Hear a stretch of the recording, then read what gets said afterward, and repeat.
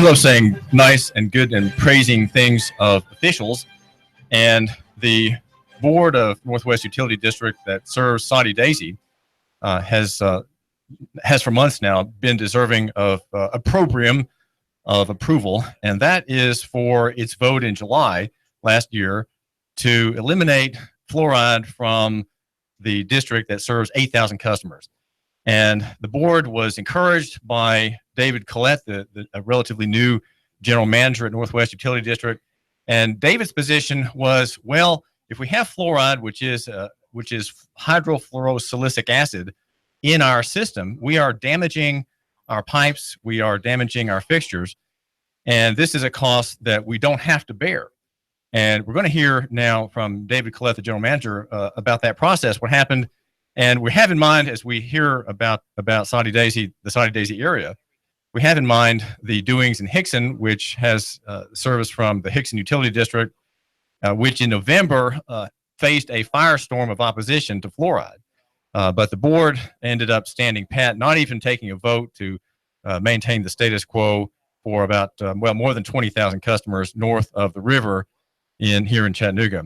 Well, David, you're the general manager. You're 37 years old. You and your wife, Holly, have 2 children. She's a school teacher. And you've been serving the board at Northwest Utility District for, I'd say, just under a year. Is that about right? Just over a year. Just over a year and a half. Yes, sir. Okay. Well, tell us about your arrival at that district and what you saw as a reform and an improvement. Well, when I first came to Northwest Utility District and had the opportunity to serve the customers in the Falling Water, Sale Creek, Soddy Daisy, and Mowbray Mountain areas, and we go into a little bit of Bledsoe and Sequatchie County as well, we had a lot of improvements to make on our infrastructure side, replacing water lines, a lot of undersized and overaged pipes. In addition to that, we were kind of in the throes of designing a new water treatment plant in Soddy Daisy. And when we started that design process, we started looking at costs, and we looked at the footprint and the layout and everything. And out of those things, we made a list of what do we want at this plant, what do we not want at this plant. And out of that, fluoride was one of those items that came from that discussion. And we knew that, the issue with adding hydrofluorosilicic acid to the water is an issue that, folks are, passionate about on both sides. And then some people don't express an opinion on it. But we got into that discussion a little bit with our commissioners, and I worked with our water treatment plant manager, and we felt like it was in the best interest to bring that forth to the commissioners so that they could look at it and see the pros and cons and everything. And so we did that at one of our regularly scheduled board meetings that are open to the general public. And the commissioners discussed it, and they said, yes, we'd like to, move forward with learning more about this and possibly, ceasing water fluoridation in our system. Well, how is it that fluoride works against pipes and fittings? What is it? How is it an acid? Tell a little bit about that. Hydrofluorosilicic acid. There's many forms. There's a powder form. There's there's the liquid form, and the liquid form is what we add, or what we were adding to the water. Now, fluoride does occur naturally already in the water.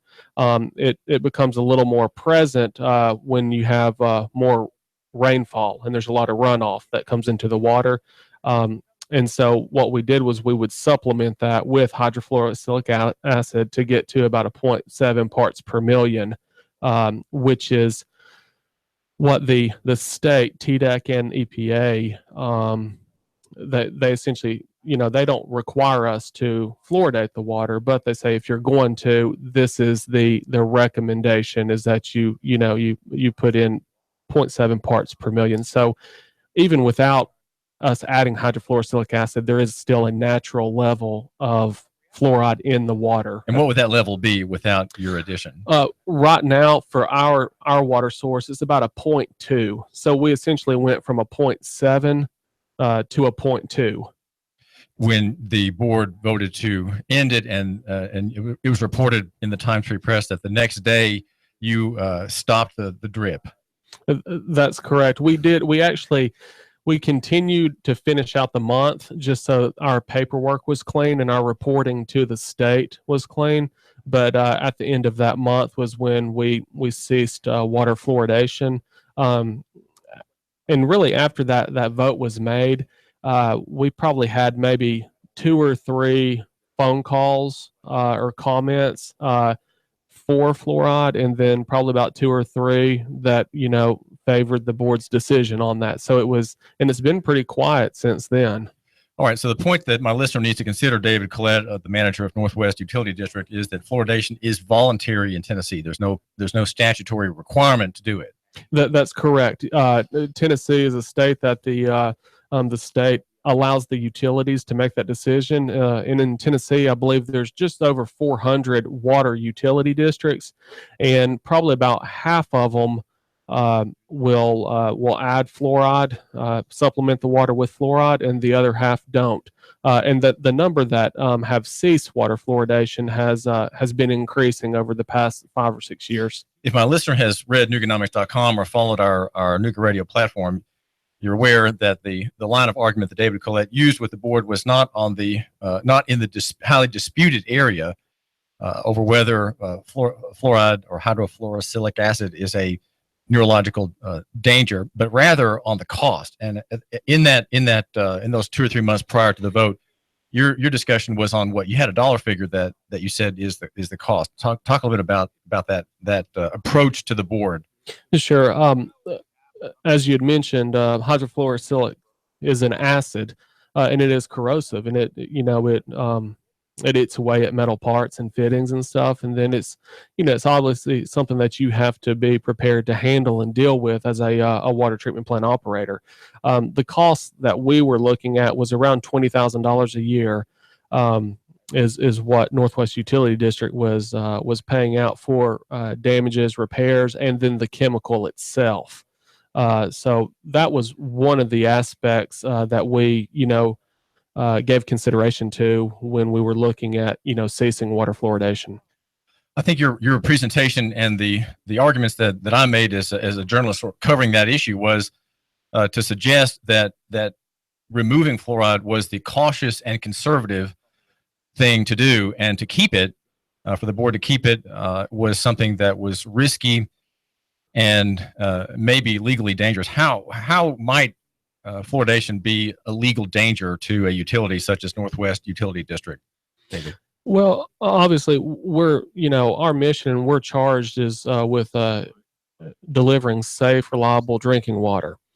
And so anytime you make changes to the quality or quantity of water, you have to take into consideration your customer base and everything.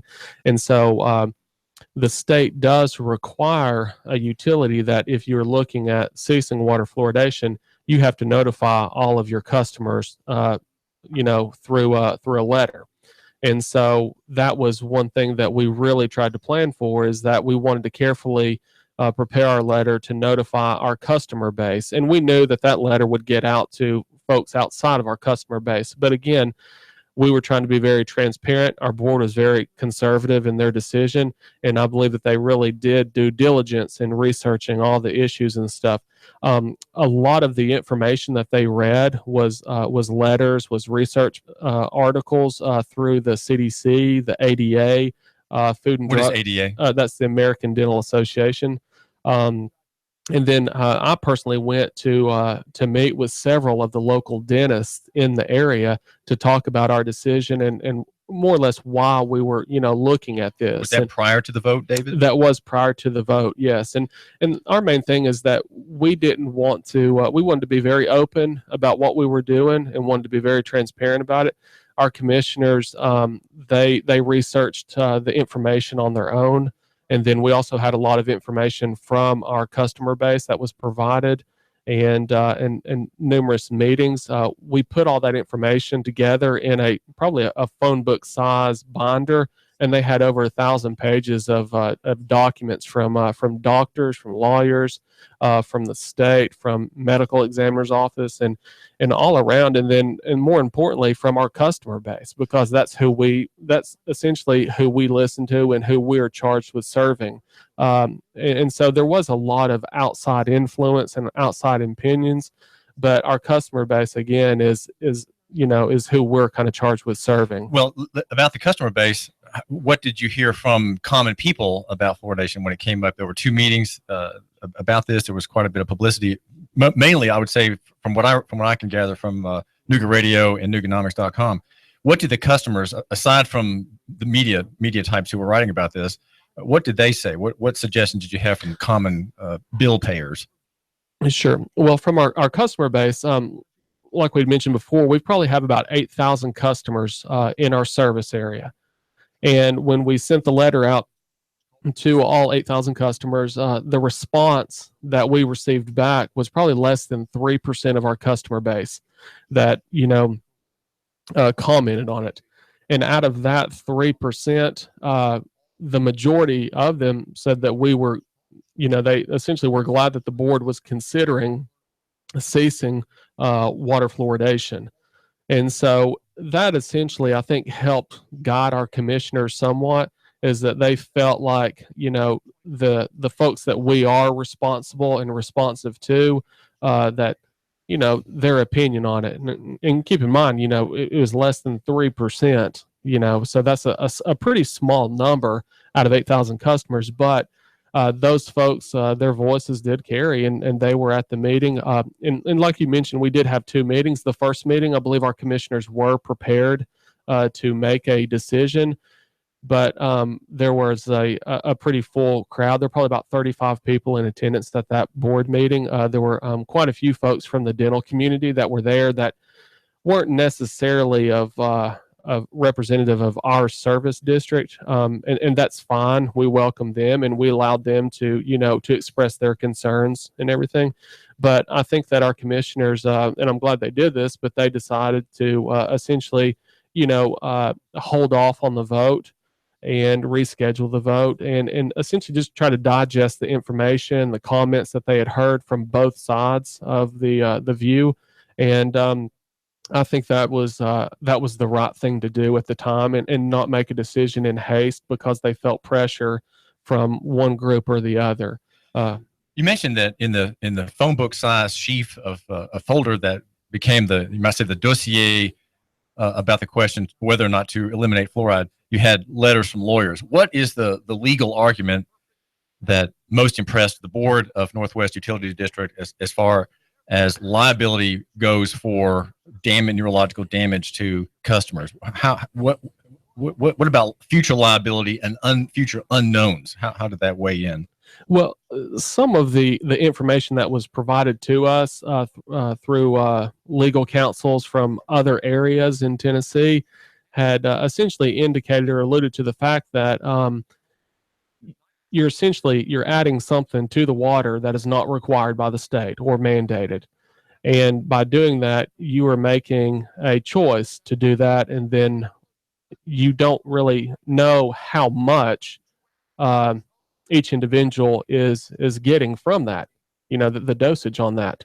Now, we do understand that the TDEC and EPA, they essentially provide that optimal level of 0.7 parts per million, but they have essentially reduced that level over the past few years, citing the reason being is that they recognize individuals are obtaining fluoride through other means, through bread, milk, and other foods and different things like that fluoride is, available. And then there's other alternatives to it with, various toothpaste, mouthwashes, and things like that. So they even recognize that there are more alternatives to obtaining fluoride. So if there are alternative ways of obtaining fluoride, which is a medical solution, then why expose yourself to liability to have a mass medication of all the customers of that district? Right. And so one of our commissioners felt pretty strongly that we shouldn't really be in that business of dosing the water if we don't know how much a small child is getting versus an adult. and that's really not our area of expertise. And they felt like it potentially could be a liability on down the road. When representatives of the Tooth Tribe, the Tooth Doctor Tribe, spoke in Hickson, one of the doctors with an office here in Hickson said, well, if we don't have fluoride in the water, we encumber and bother parents who want to have fluoride for their children. They have to go out of their way. They have to go to a Walgreens or CVS and buy fluoridated toothpaste, or they have to buy fluoride tablets for their children. And this is an inconvenience we just can't imagine you and Hickson Utility District bothering these customers with. So we favor mass fluoridation in Hickson, and that was one of the I'd say kind of a ludicrous argument for fluoride in Hickson. But now when you were stewarding this effort, David Collett, that was not an argument you were making. You were looking at this from a managerial, structural perspective. So you were kind of on safe ground in a way, right? We were, yeah. And that was one of the things that throughout this process, we didn't really want to get bogged down into the debate, because that debate, like you mentioned, I mean, it can go on for a long time, and people are passionate about the issue of the pros and cons with water fluoridation. And so we wanted to look at, okay, how is it affecting us and our operations, the costs of it, what potential is it for our plant operators as far as handling it and dealing with it on a day-to-day basis, and then what, more importantly, do our customers say? How do our customers feel about it? Not so much how much the outside influence is, or the dental community outside our area or folks outside our area, but what are our customers saying? And again, that response was probably less than 3%. And out of that 3%, the majority of them felt like the board was doing the right thing. Well, in my analysis, David, the Northwest Utility District Board did not believe the dental profession, which has a kind of distorted view of the human body. Its view is that a human being, our listener, is 95% mouth. He's all mouth, and the head and the limbs and the trunk and the legs are a tiny, tiny little part of this body. And we're gonna have our whole focus on this mouth and the teeth and the gums, and to heck with the rest of the body. But the mouth area is 3 or 4% of the human physiognomy, and not more. And so there needs to be a sense of proportionality. And it seems to me that the board voted conservatively, cautiously, and with a right scale. It scaled the human body correctly to see that the mouth is just one small part of it. And we, as a utility providing potable water, we're not going to make a decision which pretends that the mouth is the whole thing, because there are possible side effects for fluoride, and we don't want to be imposing those on people not knowing. We just want to be very cautious and very careful. David Collett. That's correct. Yeah, and again, I feel like our board, they made a step in the right direction. I do feel like their decision was not made in haste, in that it was planned to be done at one meeting, and they heard the concerns and comments, and then they postponed the vote to another meeting. And we were very open about it, and we wanted public's feedback and comments on it and everything, and didn't want to make a decision based off of just one aspect of it. So I really feel like they looked at all the aspects. We tried to be very accommodating to our customer base. So we tried to make a lot of consolations, and we looked at even having the meeting at local churches. Churches had provided some space for us because we were anticipating larger crowds and everything, but we wanted to be consistent. We wanted to keep our board meeting at that location, and just really allow people to voice their concerns. And so what the board did, David Collett of Northwest Utility District, was I would say a very good thing, and that was respect the customer. If the customer has a child with a medical need or a weakness or a problem, let that mom or dad serve that child by getting medication or special toothpaste. And we're not going to put into our water supply anymore a material which, if you read the back of the small print on your toothpaste tube, says do not consume. If you consume, immediately call for medical help, because it is a poison. It is dangerous to consume toothpaste. So don't do it.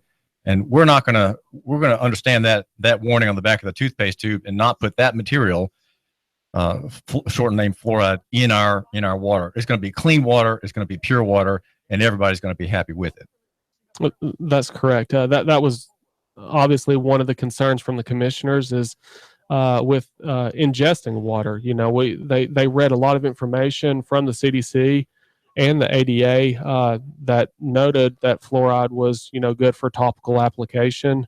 But then there were some counter arguments to the systemic application of it and ingesting it. And that was some questions, concerns that they had. And then there were even some letters provided from the dental community that, essentially said that they wouldn't come out publicly and support water fluoridation, but they didn't see any major harm by not having fluoride in the water. David Collett, thank you for joining us. Absolutely. Thank you for having me. David Collett is the general manager of Northwest Utility District, which took a bold and courageous step in July to eliminate fluoride from the water. And by our analysis, it was a very cautious and conservative step. It was cautious and conservative to get fluoride, hydrofluorosilicic acid out of the water and let parents and others who have small children decide on their own how and whether to use fluoride for topical care of children's teeth. This is David Tulis, and we are here at Nooga Radio, AM 1240 and FM 92.7. The Tennessee Valley's news, talk, and sports leader. Nooga Radio, AM 1240 and 92.7 FM. 3, 2, 1. Chattanooga Radio, AM 1240 and 92.7 FM's news now. Parents of students in McMinn County have been notified that inappropriate touching may have been going on during a field trip to Space Camp in Huntsville, Alabama. Faculty says the principal has been sent down to investigate, and the police have been notified in Huntsville. The families have opted to keep the alleged victims at Space Camp, and the alleged perpetrator has been expelled pending an investigation. All of the individuals involved are students. Gravel being kicked up by construction near the Signal Mountain Boulevard exit on US 27 has been causing some pretty serious problems for windshields of drivers. Reports of chipped windshields and cracked paint have been spreading across the area. An inmate in the Hamilton County Jail has died after what they're calling a medical emergency. He was discovered and rushed to the hospital. Jeffrey Simmons, who's 44, pronounced dead at the hospital. He was in jail on a charge of domestic assault. The sheriff's office investigating his death. Russell Stroud, Nooga Radio News, now. In-depth traffic, news, and information. Mornings on Nooga Radio, AM 1240 and 92.7 FM. Expect a very mild start to your Friday with lots of clouds, as we'll see scattered showers and a few thunderstorms march in from the west. They could be locally strong, highs into the mid and upper 70s tonight. Lingering showers will diminish after midnight, lows upper 50s with drier and pleasant weather for the weekend. Get to JCPenney's biggest sale of the season, just in time for Mother's Day. Now through Sunday, get up to 50% off throughout the store. That's getting your pennies worth now at your local JCPenney. And I'm Swarsheen 12, Chief Meteorologist Patrick Ford. On Nooga Radio, AM 1240 and 92.7 FM. Nooga Radio, AM 1240 and 92.7 FM knows your opinion is important. So call 800-8949. Agree or disagree. Call 423-800-8949. 800-8949. Nooga Radio, AM 1240, 92.7 FM, and 95.3 HD4. News, talk, sports. Nooga Radio. When my brother and I opened the first Jets Pizza, we believed if we made the best pizza, customers would find us. So we made fresh dough each day, used fresh toppings, and premium mozzarella cheese. 300-plus stores later, we still do. Try Jet's famous 8-corner pizza with premium mozzarella cheese and one topping, now just $11.99 for a limited time only. Jet's Pizza, the best pizza in town. 3600 Hickson Pike. Life is short. Eat better pizza. Let's get Jets. Choose Exit Realty Scenic City. Need to sell your house? Want to buy another house? Choose Exit Realty Scenic City. Our goals are simple. If you're selling, we get you the best price possible in the quickest amount of time with the least amount of hassle. Our agents are professional, competent, and courteous. We stay in touch every step of the way. If you're buying, we make sure you get all the information necessary to choose the right house in the right location at the best price. Exit Realty is one of the fastest growing real estate companies in North America. Our agents have extensive extensive training, state-of-the-art technology, and full support that allows us to do the best job possible for you. If you're in the market to buy or sell, call us today, 423-551-EXIT. That's 423-551-3948. If you're an agent or considering a career in real estate, call us today. See what Exit Realty can do for you.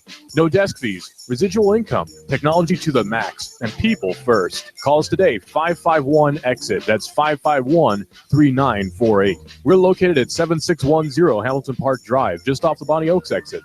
Need a tiller to get things going for the spring? Spiff up your porch, maybe your deck? Come on by and get a pressure washer at Action Rental. Family in town, need some tables and chairs for an event? Come on by and see us. Action Rental. This is Dan at Action Rental on Lee Highway. Come by and see me. Action Rentals. Final expenses, funeral costs, cemetery lots, unpaid medical bills, probate cost, debts. Debts are due and payable upon death of debtor. Will these costs produce a burden and hardship on your loved ones? Who will be responsible? How will they handle them?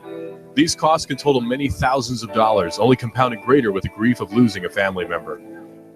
A safe and secure way to provide for these costs is with an affordable life insurance from Covenant Group Insurance and Financial Services. Covenant Group is a local company with local agents. Covenant Group still makes house calls. Covenant Group only represents A-rated companies. With many options to offer, Covenant Group can accommodate almost any budget. Great discounts for good health and plans available for impaired risk. Call today for a free, no-obligation consultation in the convenience of your home. Call Steve or Jada at 423-855-8484. Call today, 423-855-8484.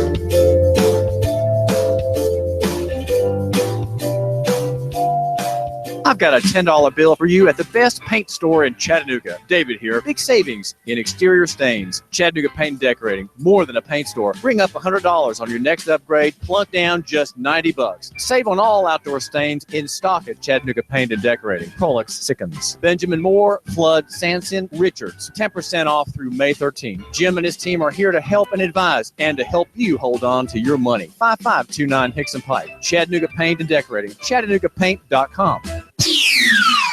The Tennessee Valley's news, talk, and sports leader. Nooga Radio, AM 1240 and 92.7 FM. Now, the smartest guy with a bow tie in Chattanooga, Tennessee, David Tulis.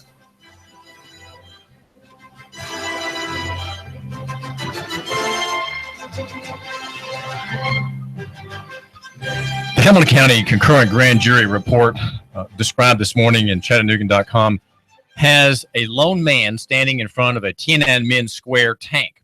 A lone man standing in front of a column of armored vehicles, as it were, approaching, making way toward the protesters, right? The Democrats, the people yearning for freedom, if you will, in China back when that great uproar occurred. The man with his hand on briefcase on one side and his jacket on the other, standing in front of a T-54 Russian-made tank with a 100 millimeter cannon, leading a column, and there he stands, and the tank stops. Well, there's a man described, an unknown man, a local economy hero, you might say a miracle worker, who has done the same thing, and he's mentioned without being named in the grand jury report. This report is in Chattanooga.com this morning, and I urge you to take a look at it if you have a few minutes. It's he's mentioned in a comment that describes the process of saying no, the process of standing in front of the armored column with your hand on your briefcase and the other and your jacket thrown over your other arm. You are standing there not in a military martial position. You're not in a fighting position. You're just standing there.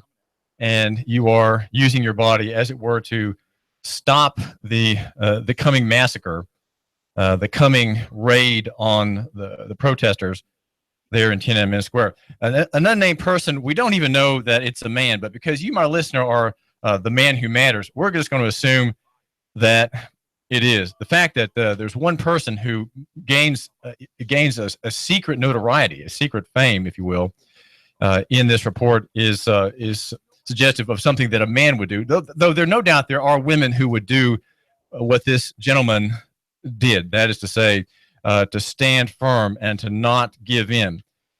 Now, what we have in view here is a reform. It is called judicial reform, and I have already I've mentioned this at least once to you, and I suggest that the Christian church could be involved in bringing more such men to stand in front of armored columns. The column in this case is the judicial industrial complex and the operation of courts. The armor plate and the weaponry is exercised and wielded by whom? Well, by sheriff's deputies and police department officers in jurisdictions all across the state. And here in Chattanooga, we have Chattanooga, Red Bank, we have Soddy Daisy, East Ridge. And these departments are military organizations that serve the mayor. Well, in Red Bank, they serve the general manager, but the city manager. So it's not quite clear exactly whom. I haven't checked. I have not read the charter, as news director Russell Strauss suggested I do yesterday. Read the charter and see the line of authority there in Red Bank. But the mayor may not have direct control over the Red Bank chief of police. But generally, though, chiefs of police serve the executive branch. They execute policy, they execute ordinances, and they serve the executive will. Now, in these cities, we have a machinery that's been in operation for decades. It has been going for decades, and it's called law enforcement. Law enforcement is, I would say, violative of the spirit of local economy and the free market. And that is because it is an industry, right? It is an industry serving another industry, that being the court system and all the hangers-on. It's not quite as large as the state's biggest state cartel, that being public education. But it is nonetheless a very large one, and it has to take the off-sloughing, if you will, from the court system. It has the Department of Corrections, and it has around the state in 95 counties jails that take prisoners up to 364 days a year if they're misdemeanants. They are, they're bad guys on a small scale. They stay in the jail, and if they're bad guys on a large scale, important bad guys, they go to the penitentiary in direct state jurisdiction run by that department, often through profit-seeking businesses.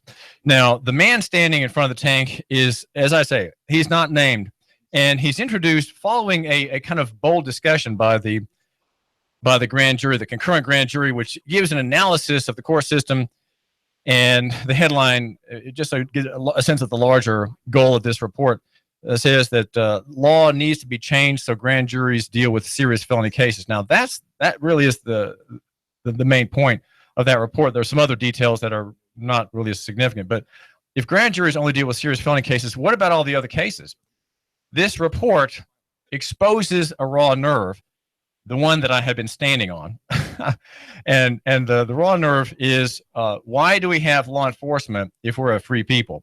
Why do we have law enforcement if we are a free state? What we have really is commercial government, and we've had it for at least since 1937, when the Commercial Driver's License Act went into effect, and that greatly enlarged the state's control over private life through a pretended regulation of private movement by cars and trucks through commerce, making everybody effectively enter commerce so that they might be subject to regulation in the use of their property, right? Movement is a property right, and the state claims control of it.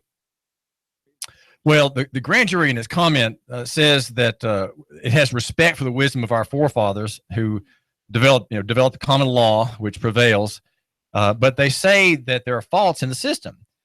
And they say, we all appreciate that an accused person can use the system to their advantage to buy time, delaying hearings, trials, and procedural motions. Of course, those are just the exercises of your rights, right? Unfortunately, these actions ripple down to the grand jury as well as across the system in general, often at great expense to the taxpayer. So now, taking the pro-taxpayer perspective, the concurrent grand jury report says that the fact that people resist the state and that they say no to the state and they demand their rights, well, that's a problem. That is kind of a problem. This report does not take the citizen's perspective, but I'm afraid to say takes on perhaps too much of the state. It is a pro-government, pro-state perspective. Now, I don't use the word pro-government in a negative way. We are the biggest pro-government station and media platform in the state. We here at Nooga Radio and Nooganomics.com, we are pro-government to the core. And the primary government of which we are pro, right, that we support, is self-government. If we have self-government, we, under God, we, in the end, don't need the state. We don't need judges, courts. We don't need regulators. We don't even need governors if we govern ourselves under God and in light of his laws. So the grand jury report sort of takes a negative view of people asserting their rights. You have, just to clarify, you, my listener, have a right to a grand jury review of charges filed against you by the accuser, right? Just as Satan in the scriptures, the accuser, in our time of positivist government, statutory government, the state is always the accuser. The state is always the offended party in everything, even in a murder. The victim and the survivors are not the offended party, but the state is. So that's why the case is styled State versus Jones and what have you. But small cases, the grand jury says, maybe shouldn't come before us directly. Maybe we can find a way of short-circuiting the personal testimony required, the standard that causes a lot of trouble to the law enforcement community, as it is known. An example was, here it is. Now, an example was a case in which a defendant obviously refused to plead guilty to a charge in Sessions Court for whatever reason. Notice they're mystified by the fact that someone would plead not guilty. In our current system, everybody pleads guilty. More than 90% of cases are pled into the record, and most of those cases are by poor and ignorant people. Most of them are from probably about half, maybe a third, are from minorities, disproportionately represented in the docket, and or whatever reason. And by rule, the case was bound over to the grand jury. Now here, the concurrent grand jury is kind of worried about the work of the main grand jury. That a small case, right? The man should have pleaded guilty, right? The point is, Sessions Court and city courts are enable the police state. Without the use of these courts, I just want to suggest here, without the use of these courts, we would not have a police state. We simply couldn't have it. It could not function if every charge that was filed had to be by arrest, booking, jailing, bonding, and indictment. That's how the courts should operate, right? There should not be thousands and thousands and tens of thousands of cases across the state that are handled informally, and almost all of them pled to. This required, the grand jury says, this required the arresting officer, in this case a Tennessee Highway Patrol officer, to testify before the grand jury. The charge, violation of the seatbelt law. Okay, so you have a minor case, violation of a seatbelt law, and a THP officer had to testify before the grand jury. Very inconvenient, very, very costly. It cost the taxpayers money to have the officer come all the way to Chattanooga and to testify. The jury understands that the rules and processes provide for this action.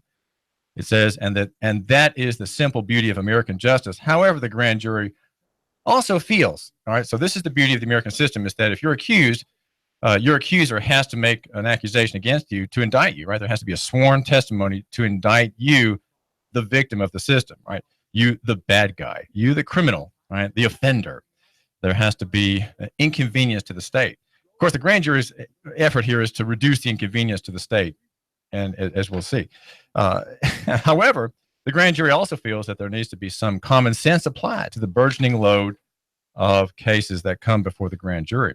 Perhaps it is time for an alternative. Now, here's the alternative. Again, another way of relieving pressure so that law enforcement can continue its merry way, continue its very high caseload of charges from commercial government against the people here in Hamilton County and in counties all across the state. And the concurrent grand jury proposes a virtual grand jury under which certain offenses, especially, it says minor misdemeanors, do not need to be physically heard before the jury, but rather voted on discreetly using some secure method.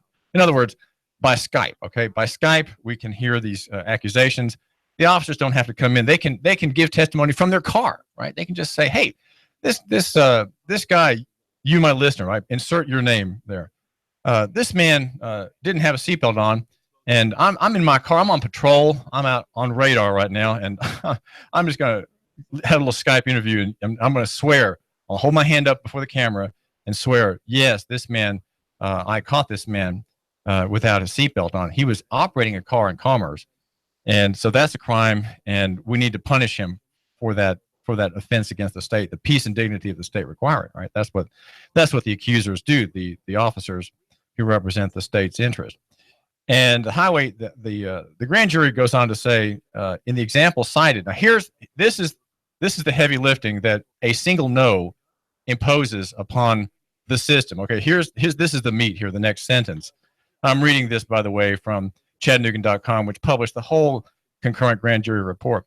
In total, more than 17 persons were involved in the testimony directly, and many more indirectly. So one man saying no, standing before the Tiananmen Square column of T-54 tanks. One man required 17 persons to be involved in testimony directly, and many more indirectly. This was an expensive proposition, the concurrent grand jurors declare. The grand jury believes there are cases that could easily be presented to a virtual grand jury without impacting the veracity or the institution that is the American criminal justice system.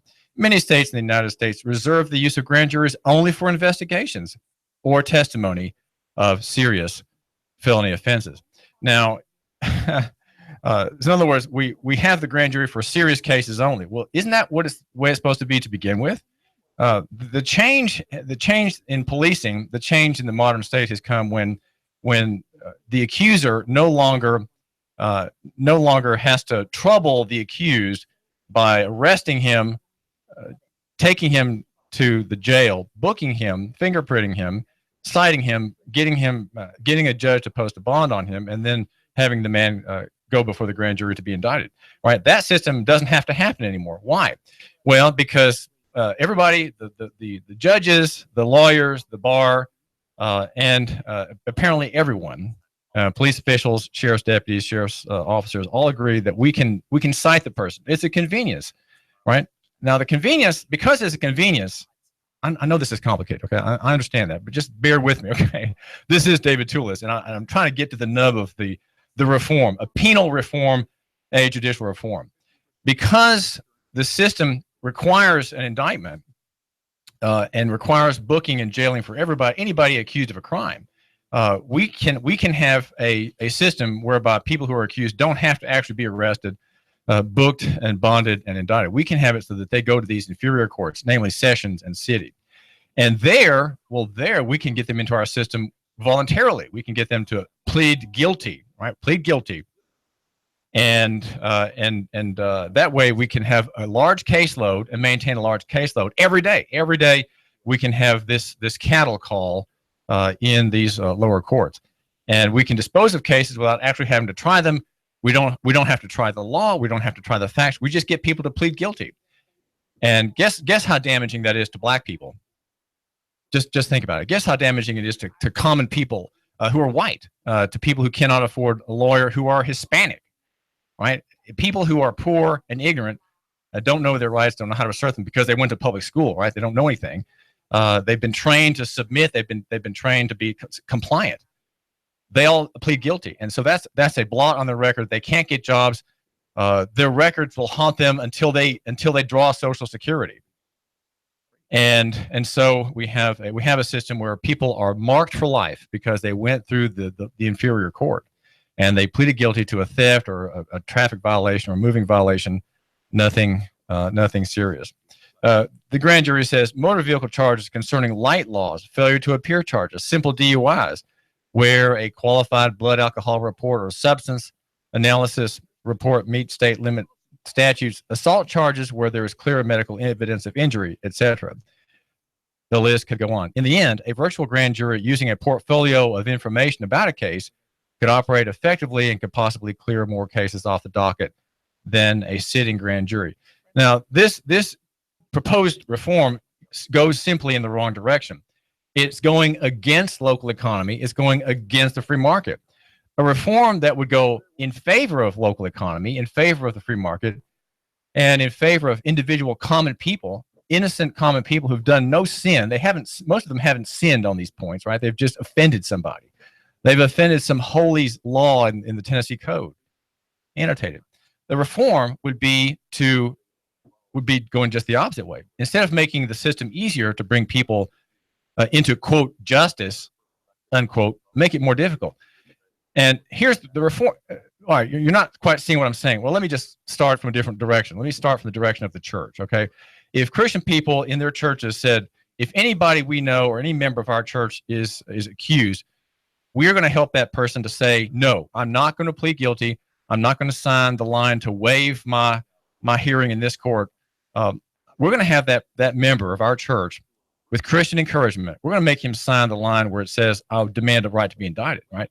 I'm going to waive this court. I waive Sessions Court. I waive City Court. Indict me. Come on, indict me. And what would happen if all these little cases, the petty cases that the concurrent grand jury wants to get rid of and wants to, move along, if they all demanded an indictment, the system would clog up. The system would stop. It would have to stop. Now, we have precedent for this theory, and it is from a Russian dissident named Bukovsky.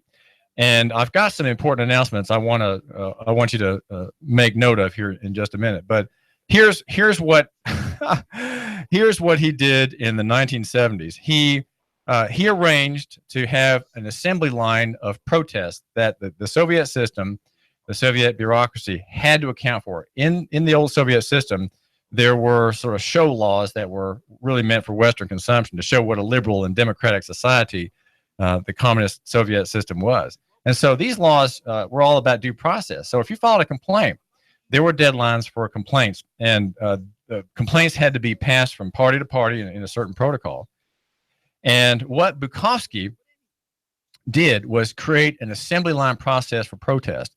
And he taught hundreds of inmates how to write protests, which were sent all around the Soviet Union to all kinds of people who were under a statutory obligation to answer. And there were 75,000 protests finally lodged, and the entire Soviet bureaucracy ground to a halt. And that was because people, you will just have to hear from Bukovsky what happened. Now, I'm not proposing that exactly, but what I'm suggesting is that if the Christian church would encourage men to stand firm and to say no and demand their rights, well, everyone's case would have to go before the grand jury. The grand jury turns away many cases. And that is to say, it issues a no true bill. Some cases, of course, it says, yes, there is enough evidence here for a trial. And so we indict this person, and we want that person to stand trial before our brothers in the petit jury. That is to say, the criminal, a criminal have a criminal trial. On those cases, there would be help too. But people shouldn't be as afraid as they are. People should not be as intimidated. And they should say no, and they should demand an indictment. If the Christians, let's say, if 6 black churches serving common people in Chattanooga said, we're going to organize to say no and demand the right to a grand jury indictment, what would happen over time? Well, here's what would happen over time. Law enforcement would have to start getting serious and start prosecuting only people who really had done something wrong, right? Not these paper crime cases that would be just let go. We can stop law enforcement, or at least scale it back, if we just make the system work like it's supposed to. David Tulis. The Tennessee Valley's news, talk, and sports leader. Nooga Radio, AM 1240 and 92.7 FM. iBuyChattanoogaHouses.com, Chattanooga's premier house buyer. Do you have a house you need to sell fast? We are buying. Call us today. We are local folks. We will buy your house as is, no repairs needed. We will give you a cash offer and close on the day of your choice. Call us right now, 423-834-7321. Need to sell a house fast? We are buying. Are you experiencing one of these situations? Inherited a house you have no need for? Behind on your property taxes? Nightmare tenants making your life miserable? Too many repairs needed and don't have a desire to fix? Behind on payments and facing foreclosure? Recently divorced and need a way out of the house? Never really wanted to be a landlord and just want to cash out? Trying to relocate and need to sell your house? Do you need to sell a house fast? We are buying. No fees, no hassles, no repair costs. Close on the day of your choice. Our process is simple. Call us today. We inspect your property right away. We make you a fair cash offer. We close on the day of your choice. Call us today, 423 423-834-7321. Visit our website, ibuychattanooga.com. Call us today, 423-834-7321. ibuychattanooga.com. Need windows? Hey folks, do you need new windows? Good news. Window Depot of Chattanooga has a great special going on right now. 10 high-quality, energy-efficient double-hung vinyl windows installed for only $29.90. That's right, 10 double-hung vinyl windows, only $2,990. And yes, they qualify for the TVA rebates. Call 894-0011. Window Depot of Chattanooga today, located at 5950 Shalford Road. Call 894-0011 today. He stole out so much cash, such a huge mountain of cash, that he's become a national star. Rick Davis. You know the story. Cash, cash, cash, and more cash. People can't believe it. They want to see it. And now Rick Davis has a new TV show. National TV, USA and Canada. He's got the gold and silver, diamonds and rings. You get dizzy just thinking about it. Rick's selling. Rick's buying. Cash, cash, cash, and more cash. And now a mountain of cash catching the Hollywood spotlight. You know where it is. Brainerd Road. Rick Davis, Gold and Diamonds. Cash, cash, cash, and national TV cash. That's really big. Everyone wants to see it. Money flying out the door. Rick Davis is America's jeweler. It's better than Hollywood. It's right here. Cash, cash, cash, and more cash. Rick Davis, Gold and Diamonds. Brainerd Road. You love me. You really love me. Are you shovel ready to build a house, but you're not a builder? Are you shovel ready? Michael's Homes is ready to bulldoze its way to a solution for you. You have ideas on what you want in a house, but you're looking for someone to bring your ideas into a plan and turn your plan into a house. Michael's Homes, custom builder. Michael's Homes has lots available at a new subdivision, River Bay Estates, that's Harrison. Maybe River Watch in Saudi Daisy. Choices galore, lots, houses, beautiful homes all over Chattanooga. The Canyons, Hickson. Crystal Brook, Appleton. Drive in, take a look, consult with us. We build on your lot or ours. Homes-Chattanooga.com. Call 423-413-9929. It is Eric Jones hard into the outside wall, and they are still 3 and 4 wide. It looks like we're racing at Talladega. Caution flag is out. It looked like Denny Hamlin was trying to get by Ricky Stenhouse. Got into the back of Ricky at the line. Man, that's a close one. Matt Kenseth wins stage 1. Green checkered flag is out, and Brad Keselowski has won stage 2. Dale Earnhardt Jr.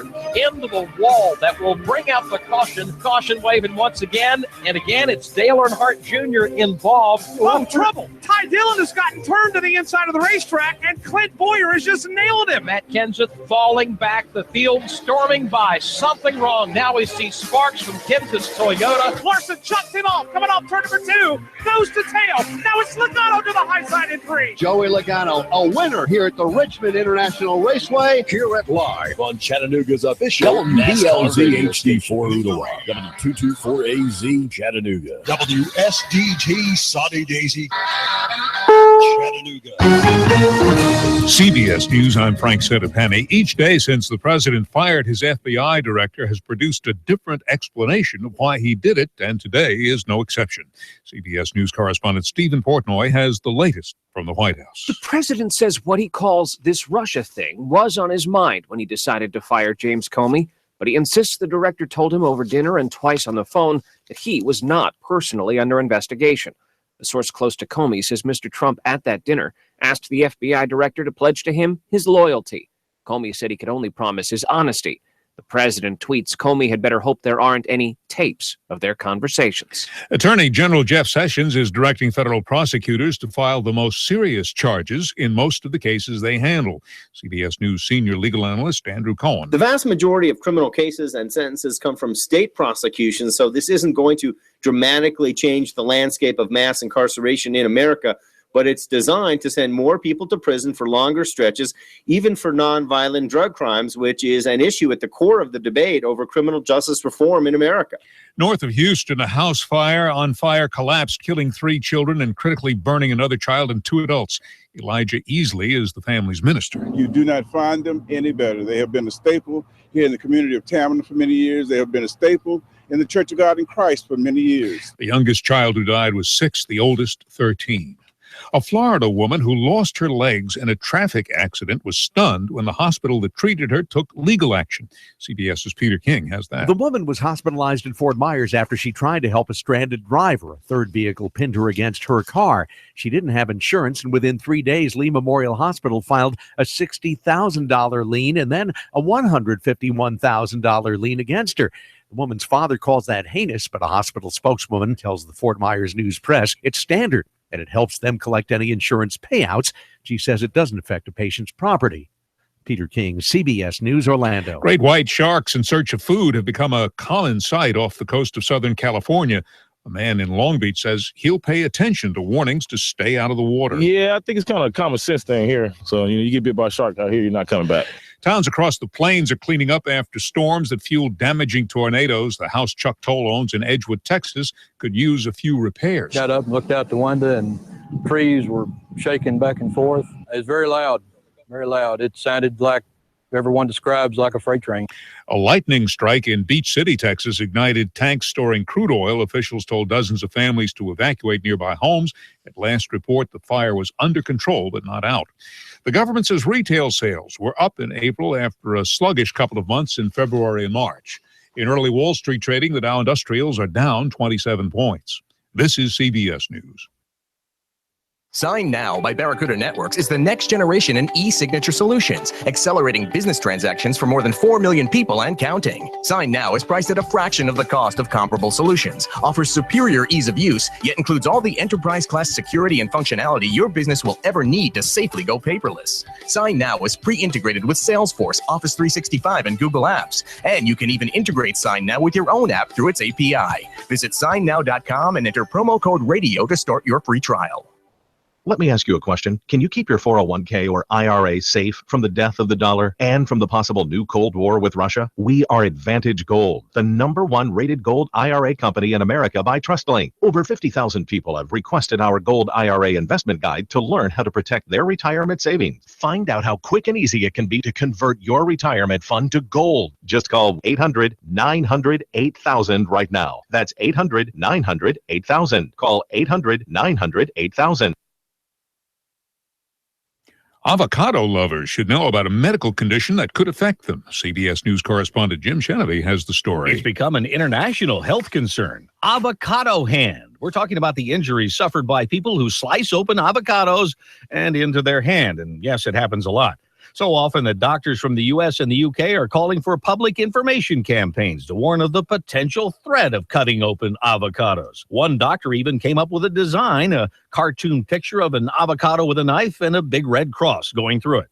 Jim Shenevy, CBS News. Fiat Chrysler is recalling 1 million Ram pickup trucks. A computer software problem could prevent side airbags and seat belts from deploying in a rollover. The company says it's aware of 1 death and 2 injuries that may be related to the defect. Technicians will reprogram the software in affected vehicles free of charge. Frank Sedapani, CBS News. Attention men, if you have The tried Tennessee Valley's news, talk, and sports leader, Nooga Radio, AM 1240 and 92.7 FM. 3, 2, 1. Chattanooga Radio, AM 1240 and 92.7 FM's news now.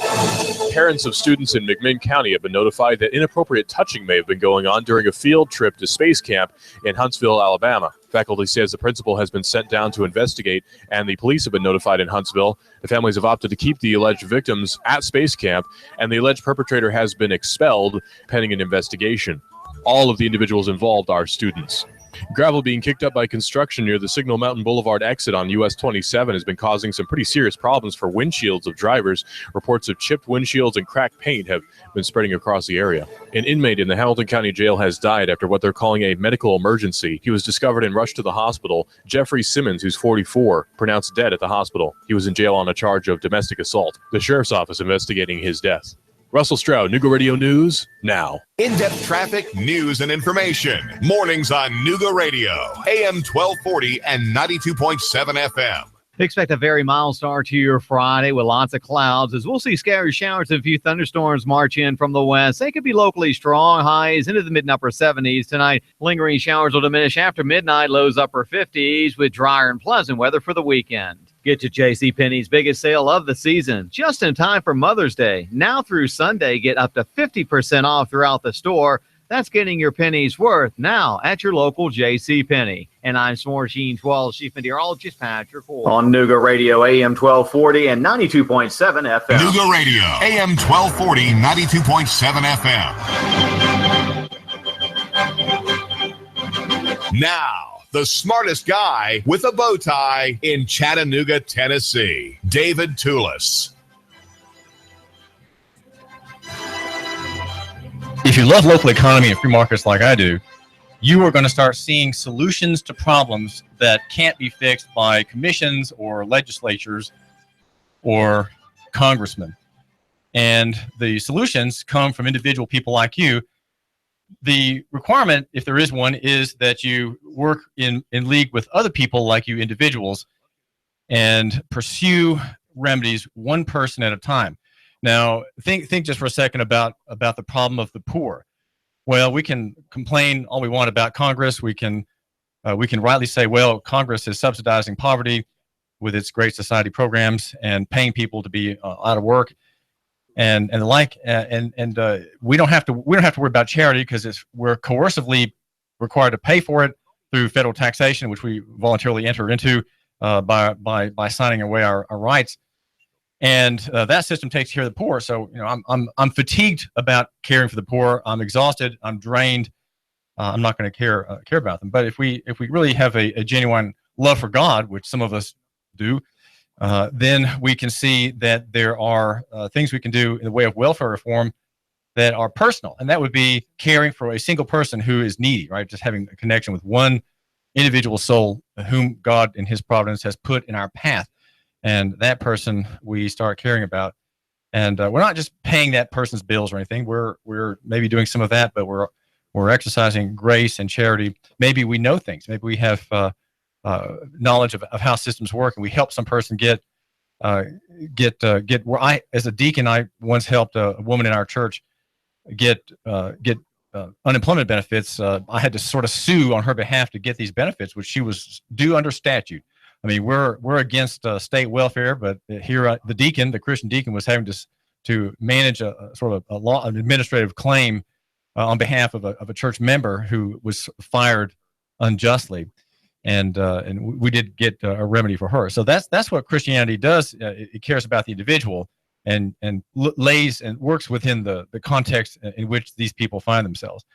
Now, what about abuse by the state against the poor? What about abuse by police departments, by sheriff's departments around the country against people who are ill-equipped to represent themselves, ill-equipped to know what to do, don't have no advice, and they may have some pro bono help from the public defender's office. But that the public defender's office is in many ways one here in Hamilton County run by Steve Smith. It's just another arm of the state, and it makes the process run smoothly, and it does not help arrive at justice, and it does not help put laws to the test. Laws need to be tested by being tried and appealed. There's hardly any appellate rulings on, say, disorderly conduct, which is a corrupt statute in Tennessee, that has 5 main provisions, and at least 2 of them are unconstitutionally vague. But they've never been tried, right? No one bothers to try cases and appeal these miserable provisions out of the law by a high court ruling. My goal here is to suggest ways we can bring about reform, man by man, person by person, and just offering encouraging words. As I had a couple of encouraging words for Hanson Melvin, the defendant he was indicted, and whose case was summarily dismissed by a criminal court when it was clear that there was perjury, there was lying, there was a miscreancy on the part of the police officer David Campbell in his arrest and charge. And that story is one I hope you can recall some of the details about. But there, one man stood his ground, and it shows the way the system is supposed to work, and it shows how the state commercial government has short-circuited constitutional government using inferior courts and making a machine run smoothly, and in its efficiency, allowing itself to heap abuse upon the people for generations. Now, this is not something new. This is generations old. And the concurrent grand jury, in its report, you can read the whole thing, by the way, at Chattanooga.com. It is proposing reforms that are not ones that bring constitutional government closer to you, but actually make commercial government and its judicial industrial complex operate more efficiently for its own benefit.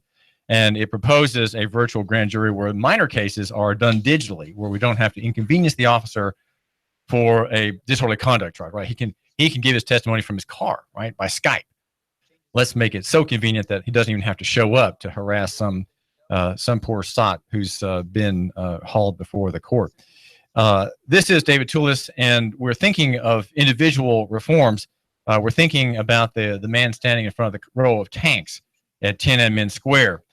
And the system that he has opposed is a mighty marching column.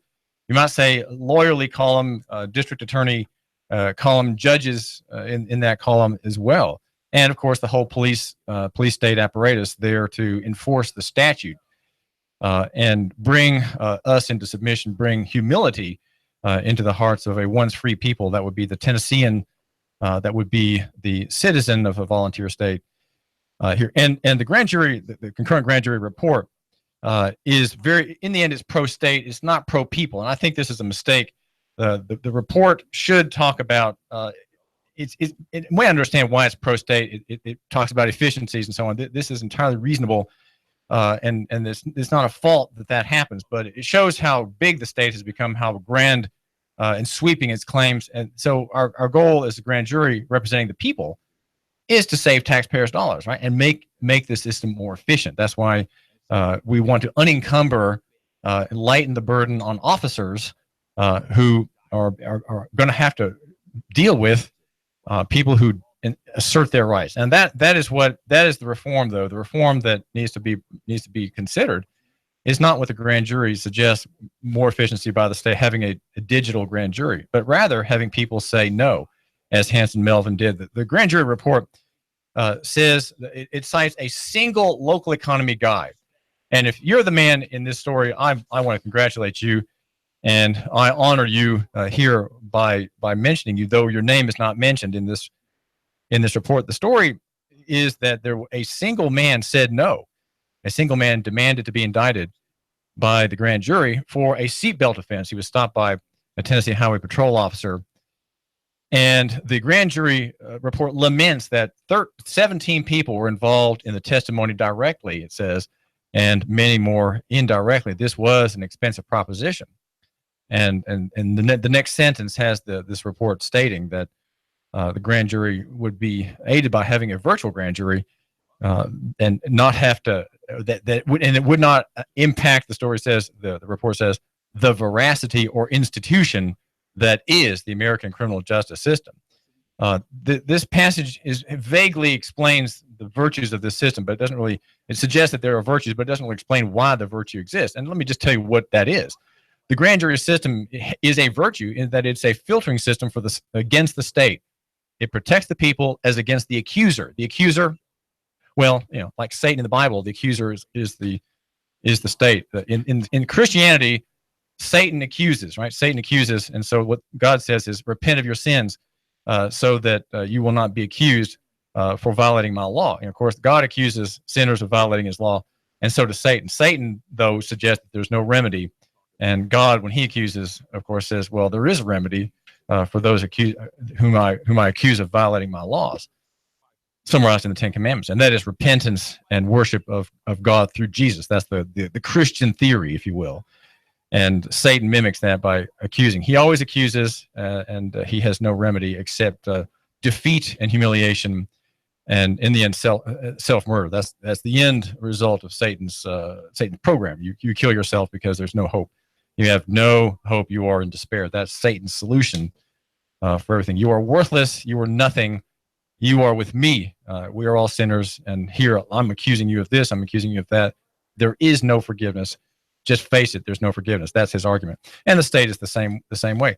And in this report, we have a picture of something that I want to mention, a means of resistance which is personal, and for just to tell you how it works in other countries, I want to mention a dissenter in the Soviet Union, Vladimir Bukovsky, who was in the Soviet Gulag, and he made life miserable for the director of his camp. He knew that in the Soviet system, if you filed a complaint, it had to be strictly dealt with by every officer in the law that was required to deal with it. So what he did was become an assembly line producer of official protests, and he trained a whole army of people to disrupt the Soviet bureaucracy by logging complaints, filing complaints, and clogging the system. Eventually, there were 75,000 complaints that were written by prisoners, right? Prisoners who had a phenomenal output because they divided the labor. They had a division of labor, and each of us, he says, wrote 10 to 30 complaints a day. Composing 30 complaints in one day is not easy, so we usually divided up the subject among ourselves, and each man wrote on his own subject before handing it around for copying by all the others. And then there were 5 men in a cell. Each man takes 6 subjects, and each of them has a chance to write 30 complaints while composing only 6 himself. So you see, this is how you resist, right? You resist, and you bring down the system from the base, right? From the base, you bring it down. And he goes on. It's an incomparable description. He says, the next thing that happens is that the prison office, inundated with complaints, is unable to dispatch them within the 3-day deadline. For overrunning the deadline, they're bound to be reprimanded and to lose any bonuses they might have won. And when our war was at its hottest, the prison governor summoned every last employee to help out at the office with the work, librarians and bookkeepers, censors, political instructors, security people.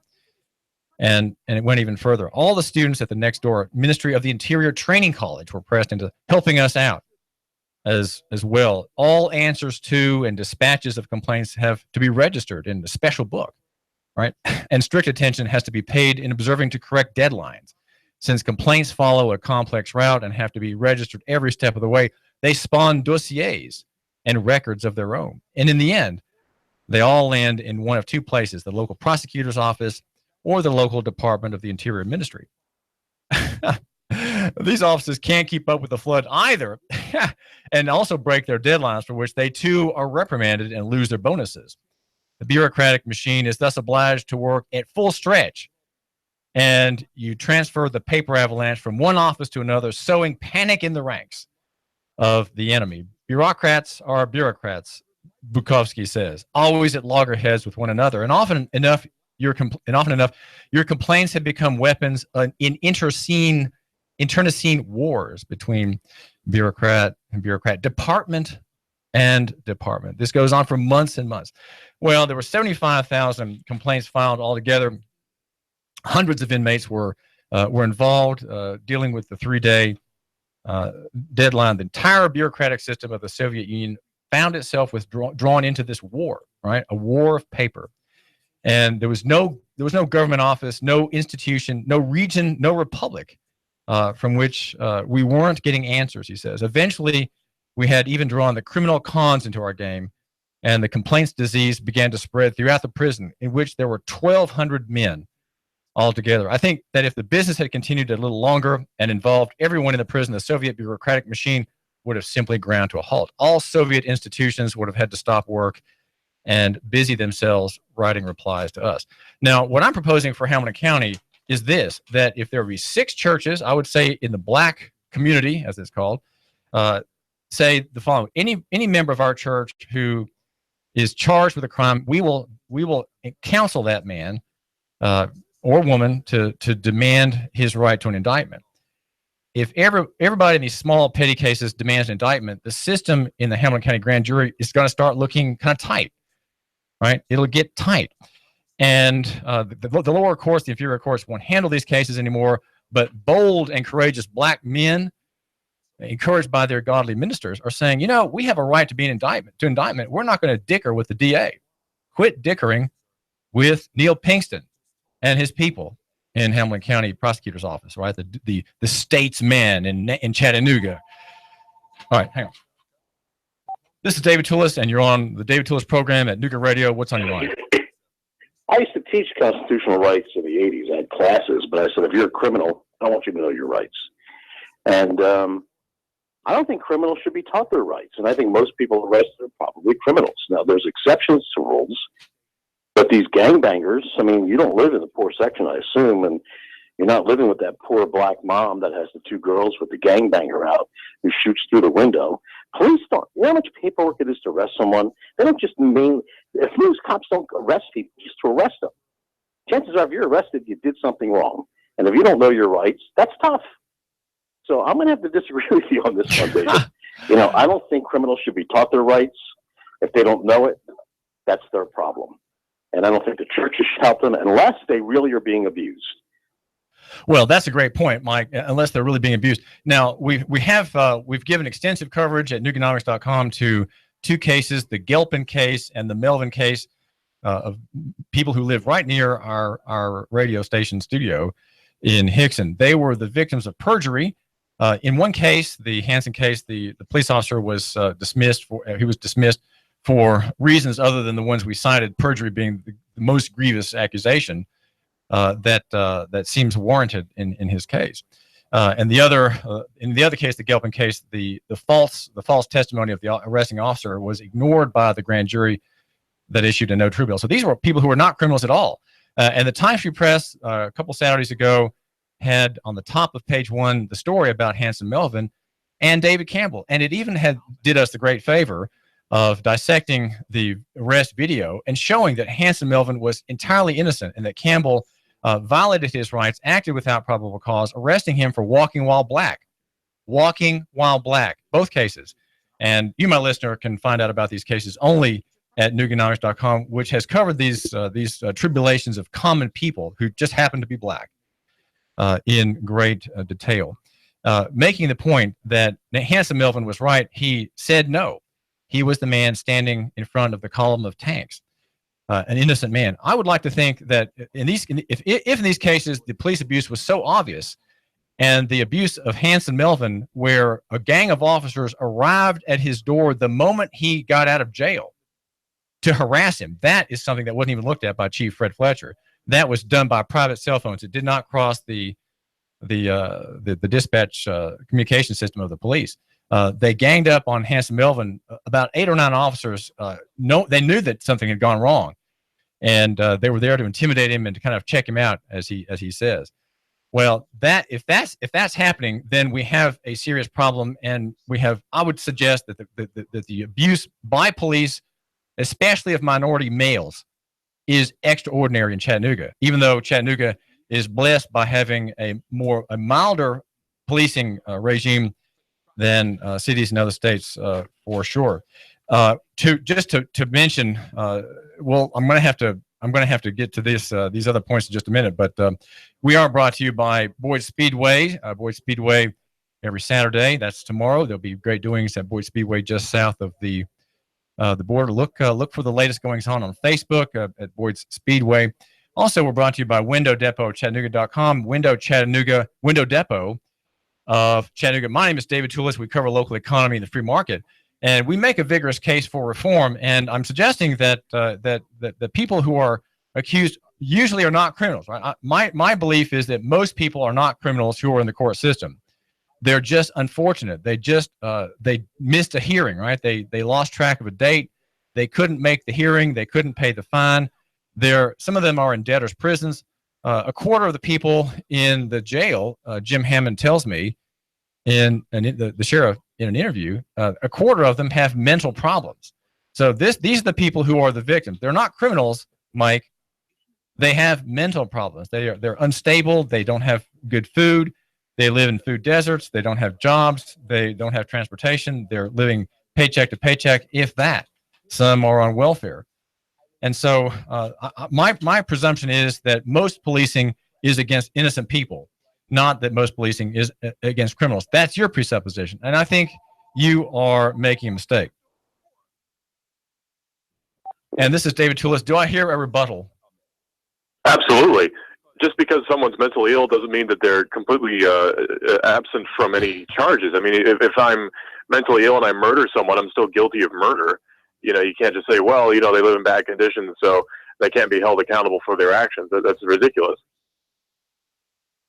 Well, I agree. That culpability is not eliminated by the fact that you have an unstable mind or an unstable way of thinking, or that you're having panic attacks or emotional problems. I agree.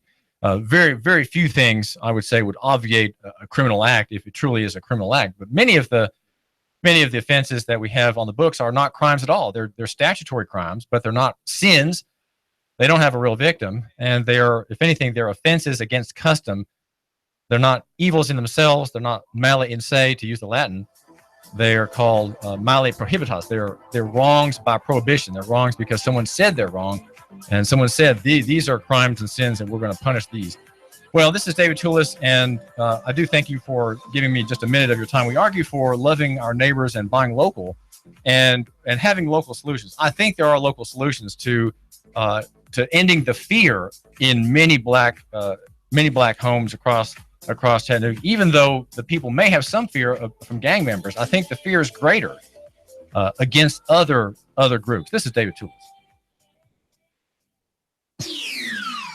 The Tennessee Valley's news, talk, and sports leader. Nooga Radio, AM 1240 and 92.7 FM. 3, 2, 1.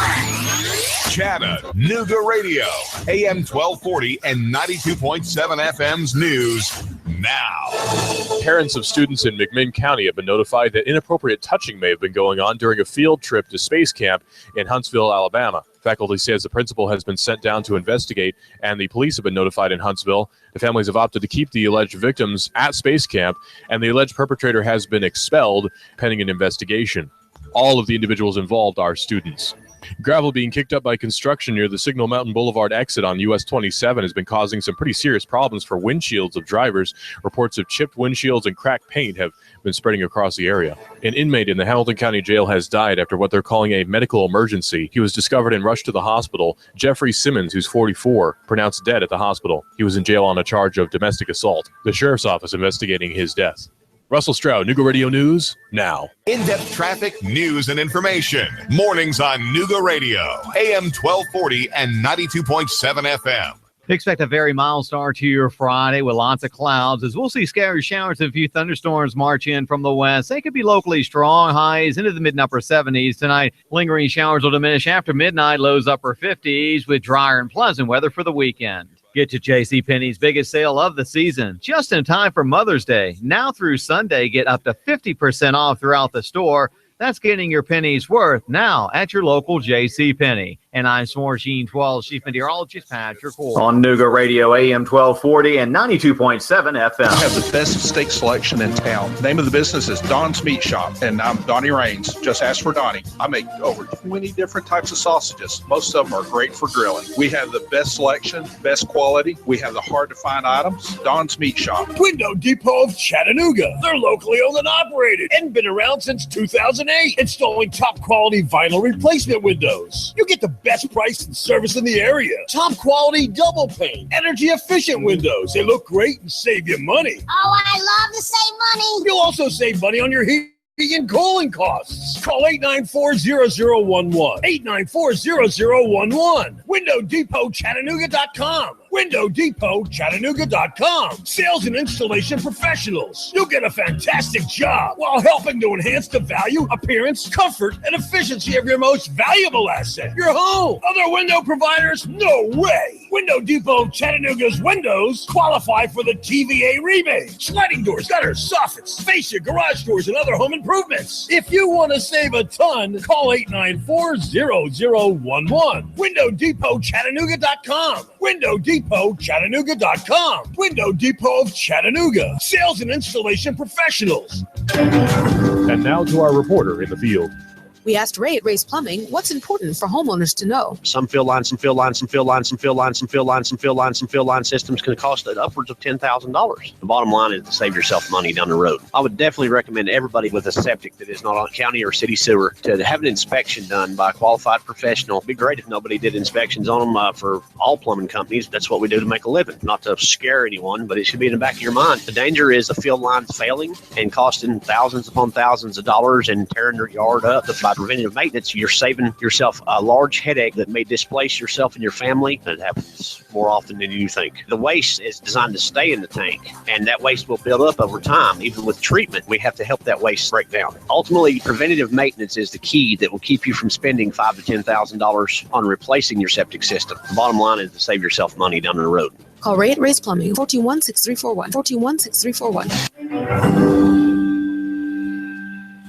Competent, kind, caring, knowledgeable, experienced, great listener, great negotiator, in touch, accessible. If these are the characteristics you want and need in a realtor, you want and need Thomas DeMoss of Keller Williams Realty. Thomas is a very gifted realtor who puts the client's needs first. Whether you're buying or selling a home, Thomas is the realtor of choice. Thomas will help and guide you through each step of this very important process. For many of us, the purchase of a home is one of our largest investments and most important family and financial decision. Let Thomas use his 10 years of experience in the Chattanooga real estate market to give you the advantage you need when buying or selling a home. Buying a house? Thomas can help you navigate the emotional and somewhat anxious process of buying a home. For those of you who want to sell a house, Thomas uses his marketing and negotiating experience to help you sell your home for top dollar. Thomas is a local resident, raising his family here in Hamilton County. He knows the area very well. For many agents, real estate is a job. With Thomas DeMoss, it's a passion and what he loves to do. Call Thomas today for a no-obligation consultation. He makes the process as simple as possible. Call 423-364-0028 and visit his website, northriverpropertygroup.com. Need a tiller to get things going for the spring? Spiff up your porch, maybe your deck? Come on by and get a pressure washer at Action Rental. Family in town, need some tables and chairs for an event? Come on by and see us, Action Rental. This is Dan at Action Rental on Lee Highway. Come by and see me, Action Rentals. Nooga Radio, AM 1240 and 92.7 FM knows your opinion is important. So call 800-8949. Agree or disagree? Call 423-800-8949. 800-8949. Nooga Radio, AM 1240, 92.7 FM, and 95.3 HD4. News, talk, sports. Nooga Radio.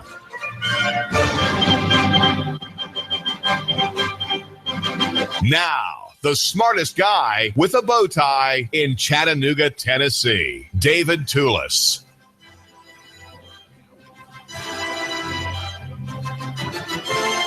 It is Friday, and if you want to give me a call, it's 800-8949, 800-8949. We're talking about the concurrent grand jury report, and it makes a very important argument, even though the grand jury is arguing the wrong direction. The very fact that it's making the argument shows us the nature of the problem that has beset Hamilton County, that has beset Chattanooga, and probably affected you, my listener, in your business and in your family. The headline at Chattanooga.com, where you can find the whole of the report printed out, if you will, is concurrent grand jury says law needs to be changed so grand juries deal with serious felony cases. Now that right there, you might think that that's just kind of obscure and maybe a little boring, but I think that we can have a much more cheerful and brighter city where people are optimistic, where the entrepreneurial spirit can be let loose, where self-confidence can be untrammeled, where personal safety as against the state making claims against you is more secure, and where there's more peace and more prosperity. That the view that I'm coming from, of course, is the ideal espoused in Christianity, where you have a horizontal society and there are courts to defend contract and defend the rights of life and property.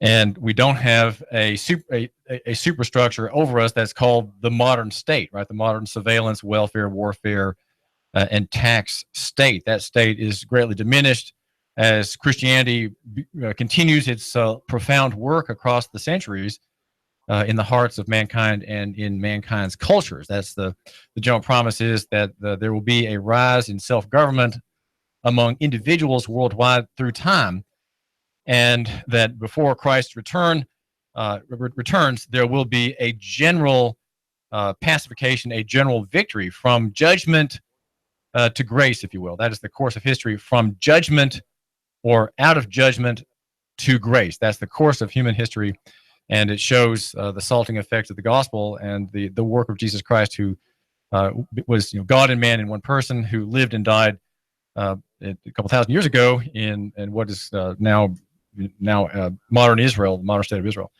and his work and the power of his Spirit, the Holy Spirit, across mankind, proceeding from the Father, creates new cultures, a new man, if you will, and that is by personal regeneration, one soul at a time.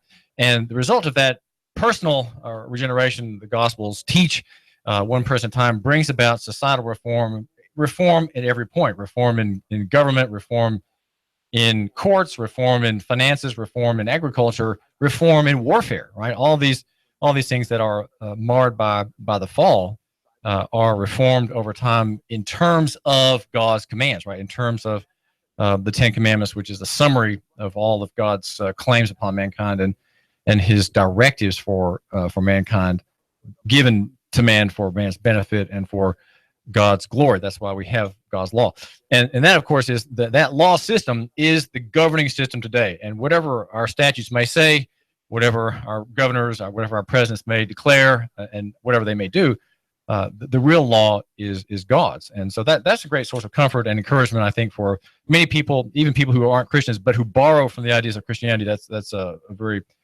encouraging idea. My name is David Tulis, and we're here at AM 1240, FM 92.7. The number is 800-89-499, 800-89-49. If you want to get in here on my last minute on the show this week, the idea of the grand jury report is important, and here's the issue that it looks at.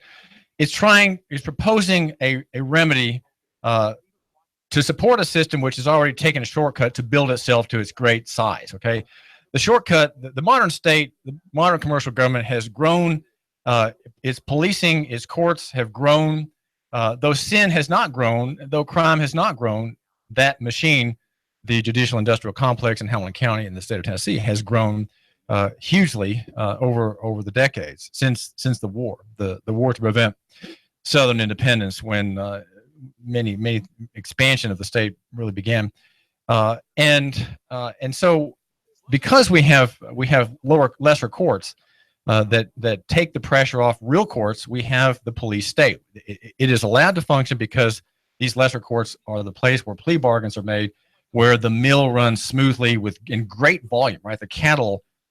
People are turned into cattle, and they're rushed through, and most people, 90% of the people plead guilty, 9 out of 10, and the system is fed. The victims are numbered and tattooed and fined, and they are part of the system now. Right, they're kind of wards of the state. All damaged. Everybody whom the court touches is damaged for life. They're damaged for life unless they can expunge their guilty plea or their offense.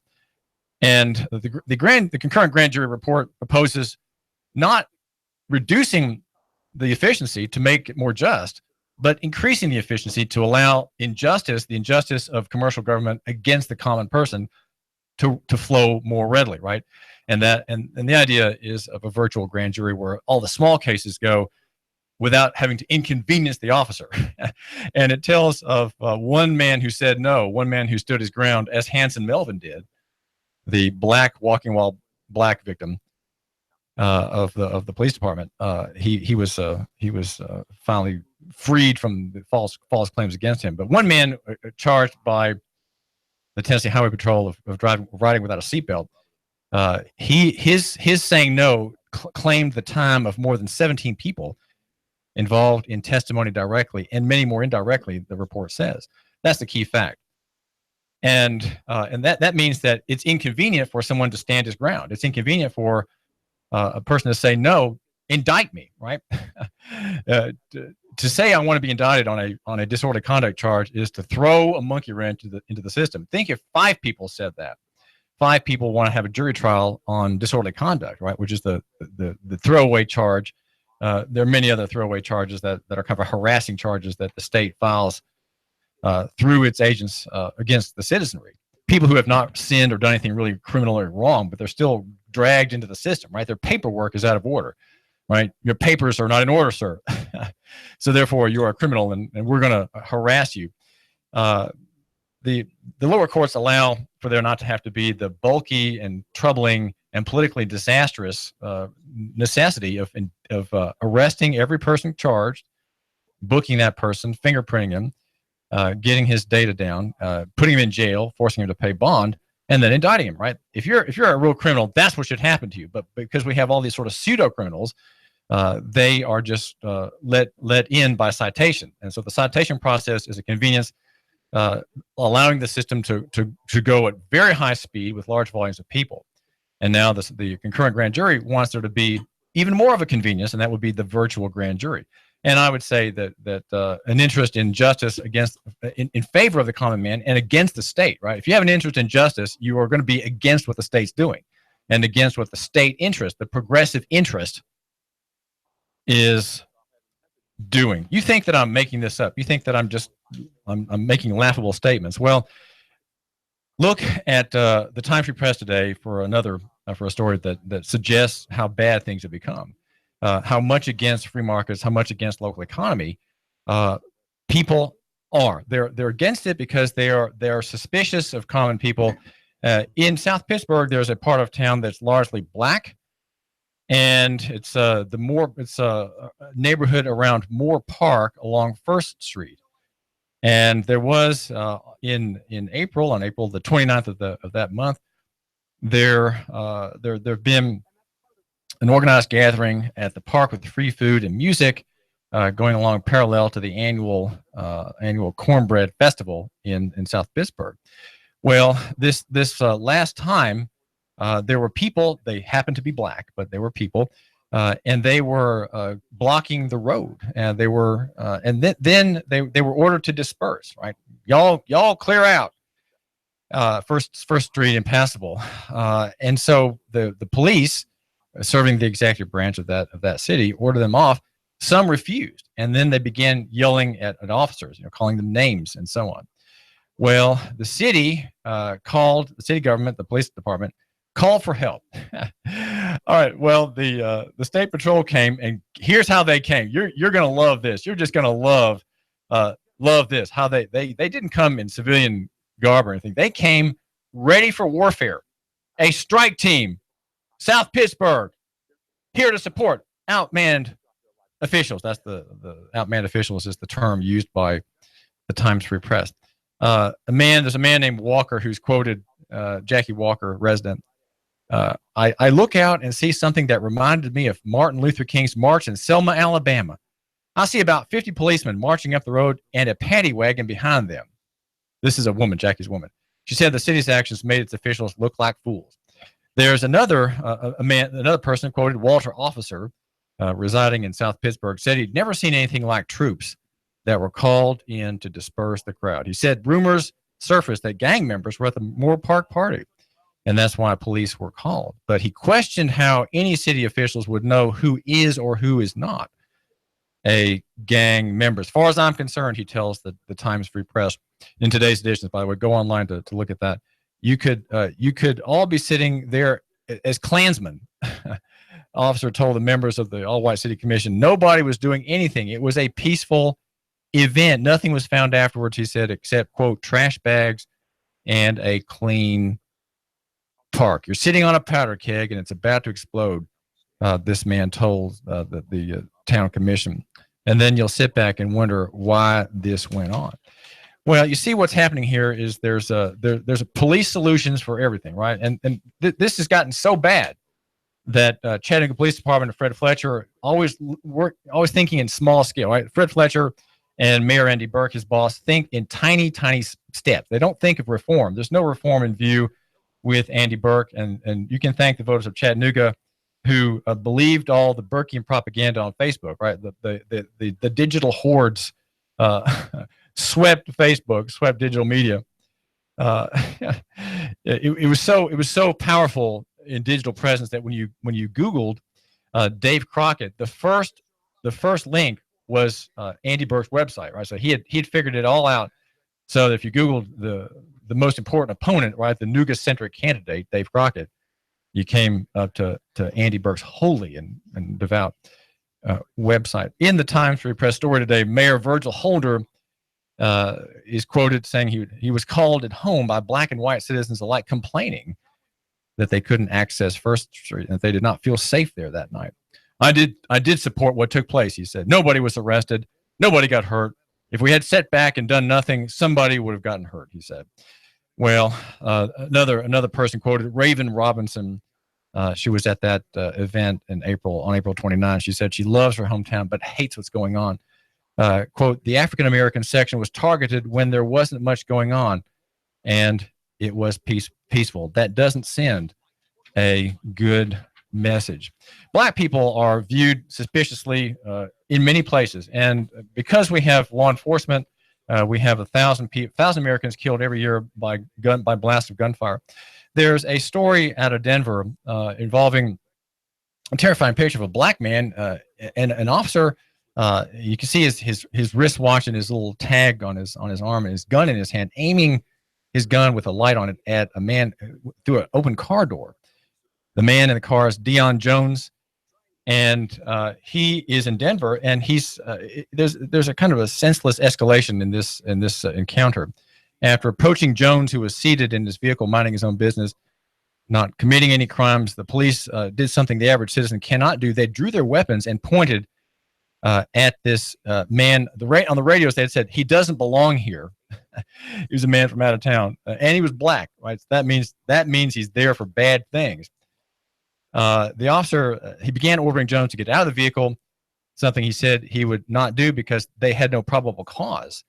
And he also feared for his safety, rightfully so. Now, here's a man who's standing his ground. One officer even threatened to shoot and possibly kill Jones. He said, if you put your hand down there, I will shoot you. And they kidnapped this man and put him in the cage. No probable cause. They searched his car without permission. They found some cocaine, and those charges were dismissed. Mr. Jones engaged an attorney, David Lane. My initial reaction when I first saw the video is, this guy is lucky to be alive, he told reporters. Jones agreed. I was like, man, are they going to kill me just because I don't get out of the vehicle? He told reporters he refused to get out of the vehicle because he said he'd done nothing wrong, nothing to warrant a search and a seizure. Lane, the attorney, says police have a pack mentality. When someone questions police authority, the chase is on. It's like a pack dog mentality that the police have. And we can see that in operation in another story. This is David Tulis. I do thank you for calling me here at... Liberals and Democrats are enablers, like Johnson. Keep making excuses for the behavior of the drug addicts and blacks in the community that, especially in Chattanooga, that are killing their own, in their own black community, as they call it. Keep making excuses because it's going to continue. Look in Baltimore. The police in Baltimore have decided they're not going to make arrests. And look at Chicago, where the gangs are killing each other. Hey, how are you blaming the police for this? When you're raised without a dad because of liberalism, because, oh, that's okay, it's the bad police. The police aren't the problem, David. The police, the problem is you have a wussy mayor with a wussy chief of police that's not stopping and frisking and busting heads and saying, you will act civilized, you will not shoot each other, and disarm them. That's the problem. The problem is liberalism, and it's going to get worse. The police. Why is it getting worse? We have President Trump at the helm. Headache. Where am I wrong? Okay, the caller says that what we need to have is police that exercise their authority more generously for themselves. They need to bust heads effectively and stop and frisk. A backer of the stop and frisk policy that was forbidden finally in New York, where innocent people were harassed and searched by the tens of thousands by the NYPD. Well, I understand how it seems that I'm viewed as a liberal. I'm not a liberal, except in the sense of being a classical liberal. And a classical liberal is someone who believes in liberty who is not in favor of progressive liberalism, which is to say statist-oriented liberalism, pro-state, pro-government, effectively pro-police and not pro-citizen. We have an armed citizenry in Chattanooga and Hamilton County. There are thousands and thousands of men and women who bear arms. Some have licenses to do so, and they are there ready to defend themselves, ready to defend women and children. If there's a mass shooting or a massacre underway, you can be sure that an armed citizen will be nearby, and if he's a cautious person, he will aid the innocent and stop the killer. And that the local economy argument sees personal safety and public safety as belonging to the citizenry, not to the state. And that's why, since we do favor that, we would strongly argue here on the David Tulis program in favor of the sheriff handling all security, the sheriff's department run by Jim Hammond in Hamilton County, all security. And if there is to be law enforcement, that it be by the sheriff's department. There's a story out of Weirton, West Virginia, where the steel mill is, and a man named Ronald Williams, who was having a mental breakdown. He was approached by Officer Stephen Mader, who did the right thing. Stephen Mader said, he said, I told him, put down the gun. And he's like, shoot me. And I told him, I'm not going to shoot you, brother. And then he starts flicking his wrist at me to get me to react to it. And this is quoting the officer. I thought I was going to be able to walk up to him and de-escalate it. I knew it was a suicide by cop situation. He wasn't screaming, yelling. He wasn't angry. He just seemed distraught. And so he tries to negotiate with this man to get him to put his gun down. Well, backup arrives, and another officer immediately shoots and kills Ronald E. Williams, 23, in a flash. And Officer Mader is fired. He's fired for showing restraint. The other officer who slays Williams, cleared of all wrongdoings, showing that that department favors what we would have to call an indiscriminate killing. Again, that's a white officer, and the man who's slain in his suicide sense, slain. And there's a story also of a wife calling 911 for medical help out of Galveston. Cops come, but instead of helping, they kill this man. 9 Galveston sheriff's deputies arrive, and Mr. Zamora, his name is Geronimo Zamora, behavior erratic, sweating profusely, combative, and he began fighting with police. And while there is a dash cam video, there's none from the deputies who wore their cameras. Randall Kalinin, who is the family's attorney, wants to know why none of the officers had physical injuries, if that indeed was why they killed this man. We have people who are having episodes, and they are distraught. They need to be given time and space. That requires patience. That requires a great signal claim, a great benefit, a great method, if you will, here in local economy. And that is conversation. We figure it out. If there's someone who's about to kill himself, we don't rush in and kill him. We don't oblige him. If we're officers, we're there to preserve life. Officers have a call to preserve innocent life. If a man has not done anything worthy of capital punishment, then woe be it that a city employee fires a gun and kills him because that city employee has laid down a line in the sand or made an ultimatum. Ultimatums have no place in a situation like that, where a quarter of the inmates in the Hamilton County Jail have mental problems. We need to work on that problem. This is David Tulis. The Tennessee Valley's news, talk, and sports leader. Nooga Radio, AM 1240 and 92.7 FM. When my brother and I opened our first Jets Pizza, we believed if we made the best pizza, customers would find us. So we made fresh dough each day, used fresh toppings, and premium mozzarella cheese. 300-plus stores later, we still do. Try Jet's famous 8-corner pizza with premium mozzarella cheese and 1 topping, now just $11.99 for a limited time only. Jet's Pizza, the best pizza in town. 3600 Hicks and Pike. Life is short. Eat better pizza. Let's get Jets. He stole out so much cash, such a huge mountain of cash, that he's become a national star. Rick Davis. You know the story. Cash, cash, cash, and more cash. People can't believe it. They want to see it. And now Rick Davis has a new TV show. National TV, USA and Canada. He's got the gold and silver, diamonds and rings. You get dizzy just thinking about it. Rick's selling. Rick's buying. Cash, cash, cash, and more cash. And now a mountain of cash catching the Hollywood spotlight. You know where it is. Brainerd Road. Rick Davis, Gold and Diamonds. Cash, cash, cash, and national TV cash. That's really big. Everyone wants to see it. Money flying out the door. Rick Davis is America's jeweler. It's better than Hollywood. It's right here. Cash, cash, cash, and more cash. Rick Davis, Gold and Diamonds. Brainerd Road. You love me. You really love me. I've been a customer at S&S 14 years. It's way out of my way, but I'm well treated. I believe what I'm told. Price is reasonable. David Tulis here. Make an S&S appointment today. This week, get $50 off any 30,000-mile service or timing belt repair. And get a free combat knife as a gift. S&S Auto Repair specializes in Toyota, Lexus, Honda, Acura, Scion, Nissan, and Infiniti. 6-time winner of Best of the Best award in the Times Free Press. 855-3436. ssautorepair.net. 855-3436.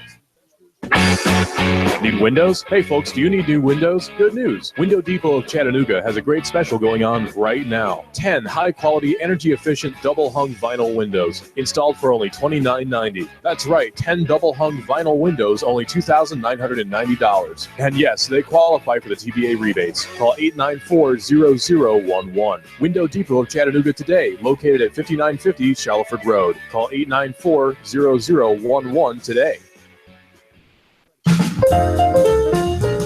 What kind of name is Herb Garanzi? Anyway, Herb builds storage sheds. He's an Appleton. You can call it. His sheds are cheaper than other people's. And the surprise is, when you go and look at them online or in person, they're sturdier than the other guys. Local economy at its best. Not shipped in from a factory in Minnesota or somewhere. Herb delivers. He'll set it up for free. Up to 12 by 24. Starting at $900. Blue, green, yellow, you name it. Pick a metal or shingle roof, and metal corners are standard. Make a Herb's Yard Barn bump resistant. The skids underneath, not 4x4, but 4x6, 6x6. On top of that, inside, extra beams for sturdier construction. Appleton 503-3741. Appleton 503-3741. On the keyboard, herbsyardbarns.com. herbsyardbarns.com. Your marriage is over. You've been abandoned, betrayed. You're angry, shattered, and heartbroken. Don't go it alone. When you are facing divorce, you need an experienced advocate to help protect your rights in future. And you need it from a man with a sympathetic heart, but a hard nose. Attorney Clay Whitaker will fight for you in this most confusing and bitter time in your life. Clay Whitaker, 756-6400. It is Eric Jones hard into the outside wall, and they are still 3 and 4 wide. It looks like we're racing at Talladega. Caution flag is out. It looked like Denny Hamlin was trying to get by Ricky Stenhouse. Got into the back of Ricky at the line. Man, that's a close one. Matt Kenseth wins stage 1. Green checkered flag is out, and Brad Keselowski has won stage 2. Dale Earnhardt Jr. into the wall. That will bring out the caution. Caution waving once again. And again, it's Dale Earnhardt Jr. involved. Oh, trouble. Ty Dillon has gotten turned to the inside of the racetrack.